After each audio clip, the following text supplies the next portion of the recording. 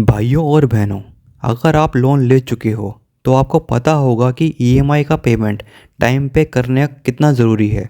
नहीं तो बैंक वाले ऐसे आएंगे जैसे स्कूल का टीचर होमवर्क चेक करने। आज हम बात करेंगे इंटरेस्ट कवरेज रेशो की। एक ऐसा रेशो जो बताता है कि कंपनी अपने इंटरेस्ट का पेमेंट करने के लिए कितनी फाइनेंशियली फिट है। मतलब कंपनी ईएमआई टाइम पर पे कर सकती है या ईएमआई के नाम पे भाग रही है। तो चलिए हंसते हंसते सीखते हैं।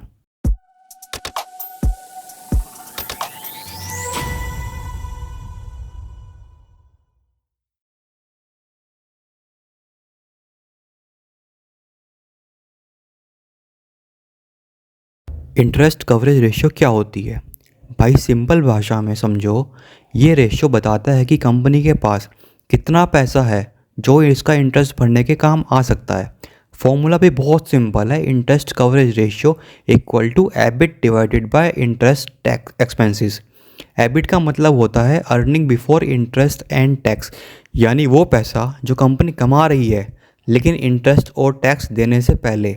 अगर ये रेशियो हाई है मतलब कंपनी स्ट्रॉन्ग है, अगर ये लो है तो कंपनी फाइनेंशियली आईसीयू में एडमिट है।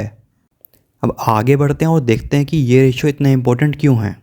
एक तरफ है राहुल जो आराम से अपना रेस्टोरेंट का बिल भर रहा है क्योंकि उसके पास पैसे हैं। दूसरी तरफ है रमेश जो जेब से चिल्लड़ निकाल के बिल एडजस्ट करने की कोशिश कर रहा है। बस वैसे ही अगर कंपनी का इंटरेस्ट कवर रेशियो अच्छा है यानी 2 से ज़्यादा है तो इसका मतलब है कि वो अपना इंटरेस्ट कंफर्टेबली भर सकता है।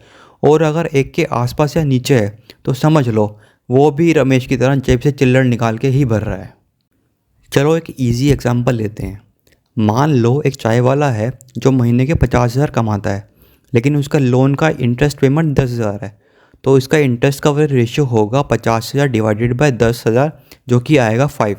मतलब उसकी अर्निंग इंटरेस्ट पेमेंट से 5 गुना ज़्यादा है। वाह भाई, एकदम सॉलिड फाइनेंशियली हेल्थ। लेकिन अगर वो सिर्फ 10,000 कमाता और इंटरेस्ट भी 10,000 होता तो उसका रेशियो होता 1। मतलब बस सिर्फ इंटरेस्ट के लिए पैसा निकाल रहा है, प्रॉफिट का तो कोई चांस ही नहीं बनता। अगर आप इन्वेस्टर हो तो ये रेशियो देखना बहुत ज़रूरी है क्योंकि ये बताता है कि कंपनी सिर्फ लोन के भरोसे चल रही है या सच में प्रॉफिट भी कमा रही है। अगर ये रेशियो 2 से ज़्यादा है तो कंपनी फाइनेंशियली स्टेबल है। अगर ये रेशियो 1 या 1 से नीचे है तो भाई ये कंपनी कभी भी लोन डिफ़ॉल्ट गेम खेल सकती है। तो पैसा लगाने से पहले सोच समझ के डिसीजन लो, नहीं तो बाद में यूट्यूब वाले स्टॉक मार्केट गुरु के पास जाओगे, बाबा जी पैसे वापस कैसे आएँ, बाबा जी पैसे वापस कैसे लाएँ। अब इतनी आगे तक आ ही गए हो तो लिमिटेशन भी समझ लो कि सिर्फ इंटरेस्ट कवरेज रेशियो के भरोसे नहीं रहना चाहिए क्योंकि ये सिर्फ करंट सिचुएशन बताता है, फ्यूचर रिस्क नहीं दिखाता। दूसरा है कि ये सिर्फ इंटरेस्ट पेमेंट का सीन दिखाता है, प्रिंसिपल की पेमेंट हुई या नहीं हुई वो नहीं दिखाता। हर इंडस्ट्री के लिए एक अलग बेंचमार्क होता है। मान लो मैन्युफैक्चरिंग इंडस्ट्री है तो ये रेशियो 3+ अच्छा होगा, पर अगर ये टेक कंपनी है तो टेक कंपनी के लिए 6+ का रेशियो अच्छा हो सकता है। तो भाइयों, अगर आप एक इन्वेस्टर हो या अपनी कंपनी चला रहे हो तो इंटरेस्ट कवरेज रेशियो को समझना ज़रूरी है। ये एक सिग्नल होता है जो बताता है कि कंपनी फाइनेंशियली स्ट्रॉन्ग है या सिर्फ लोन पे लोन वाला सीन चल रहा है। अगर ये रेशियो अच्छा है तो इन्वेस्टमेंट सेफ़ है।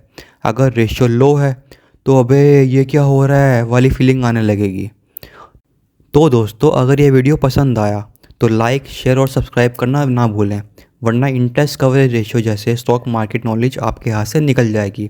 मिलते हैं आपसे अगले वीडियो में, तब तक के लिए पैसा इन्वेस्ट करो लेकिन समझ के।